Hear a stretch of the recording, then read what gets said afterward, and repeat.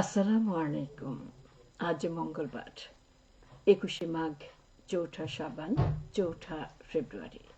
বাংলাদেশ বেতার সিলেট সংবাদ পড়ছি শিমুল আক্তার। সিলেট বিভাগে দুটি সহ 12,532 কোটি টাকা 13টি উন্নয়ন প্রকল্প অনুমোদন করেছে জাতীয় অর্থনৈতিক পরিষদের নির্বাহী কমিটি। এর মধ্যে সরকার 4,097 কোটি টাকা ব্যয় করবে এবং বিদেশি ঋণ থেকে 7,329 কোটি টাকা পাওয়া যাবে। বাকি 1,106 কোটি টাকা দেবে প্রকল্প বাস্তবায়নকারী সংস্থা।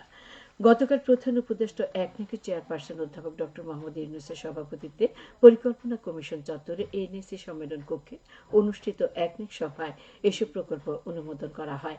সিলেটের দুটি প্রকল্প হল হবিগঞ্জের বাখরাবাদের মেঘনা ফিল্ডের 3D সিসমিক জরিপ ও সিলেট 12 নম্বর তেলকূপ খনন। বিশ্ব ক্যান্সার দিবস আজ। দুরারোগ্য ব্যাধি ক্যান্সার প্রতিরোধে সচেতনতা সৃষ্টির লক্ষ্যে প্রতিবছর 4 ফেব্রুয়ারি বিভিন্ন কর্মসূচির মধ্য দিয়ে দিবসটি পালন করা হয়। 2000 সালে প্যারিসে ক্যান্সারের বিরুদ্ধে বিশ্ব সম্মেলনের আয়োজন করা হয়। Union for international cancer control এ সম্মেলনের আয়োজন করে। এই সংস্থা প্রাথমিক পর্যায়ে ক্যান্সার শনাক্ত করতে মানুষের মধ্যে সচেতনতা তৈরি করে। সংস্থাটি 2008 সালে প্রথম এই দিবস পালন শুরু করে। বিশ্বে দিনটি union for international cancer control নামক একটি বেসরকারি সংস্থার নেতৃত্বে উদযাপন করা হয়। এই সংস্থার অধীনে 170টিরও বেশি দেশে প্রায় 2000 সদস্য রয়েছে। সারা দেশের মতো সিলেটে গতকাল পালিত হয়েছে হিন্দু ধর্মাবলম্বীদের অন্যতম বৃহৎ ধর্মীয় উৎসব সরস্বতী পূজা। এই উৎসবে বিদ্যা ও জ্ঞানের অধিষ্ঠাত্রী দেবী সরস্বতীর চরণে পুষ্পার্ঘ্য অর্পণ করেন অগণিত ভক্ত। এদিকে নানা কর্মসূচির মাধ্যমে মৌলভীবাজারে পালিত হয়েছে সনাতন ধর্মাবলম্বীদের ধর্মীয় উৎসব বিদ্যার আরাধ্য দেবী সরস্বতী পূজা।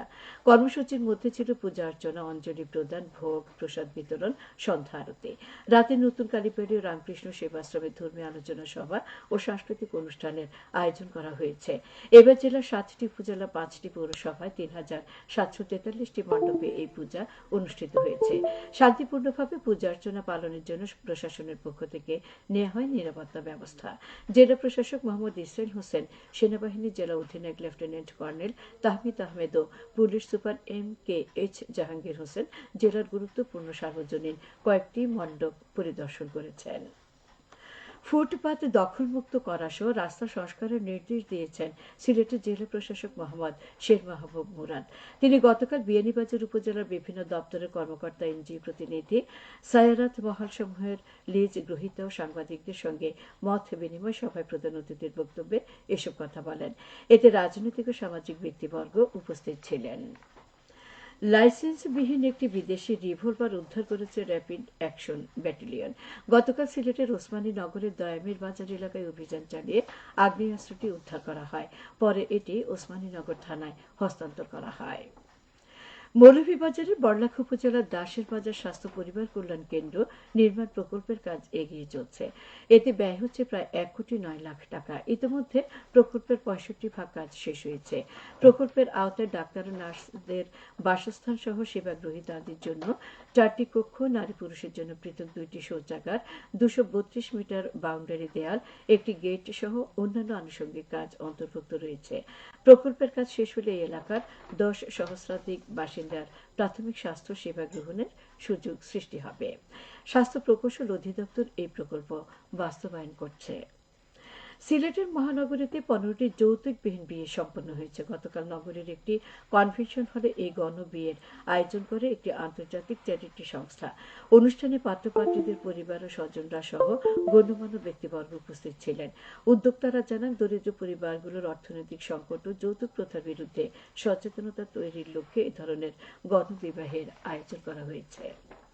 এছাড়া কর্মসংস্থানের জন্য নবদম্পতিদের একটি সেলাই মেশিন, একটি ভ্যান গাড়ি, রান্নার চুলা, কম্বল সহ গৃহস্থলীর প্রয়োজনীয় সরঞ্জাম প্রদান করা হয়। এবারে শুনুন কৃষি সংবাদ। মৌলভীবাজারের কমলগঞ্জে চলতি মৌসুমে 5,122 হেক্টর জমিতে বোরো আবাদ করা হচ্ছে। এ পর্যন্ত 40% আবাদ করা হয়েছে। কৃষি সম্প্রসারণ অধিদপ্তর কৃষকদের চাষাবাদে প্রয়োজনীয় সহযোগিতা ও পরামর্শ প্রদান করে আসছে। সবশেষে আবহাওয়া। আজ বেলা 1টা পর্যন্ত পূর্বাভাসে বলা হয়েছে সিলেট সহ পার্শ্ববর্তী এলাকার জন্য কোনো সতর্ক বাণী নেব, কোনো সংকেতও দেখাতে হবে না। আজ এই সিলেটে সূর্যোদয় হয়েছে 6টা 33 এবং সূর্য অস্ত যাবে সন্ধ্যে 5টা 39 সংবাদ শেষ হলে আমাদের পরবর্তী স্থানীয় সংবাদ প্রচারিত হবে দুপুর 1টা বেজে 5 মিনিটে।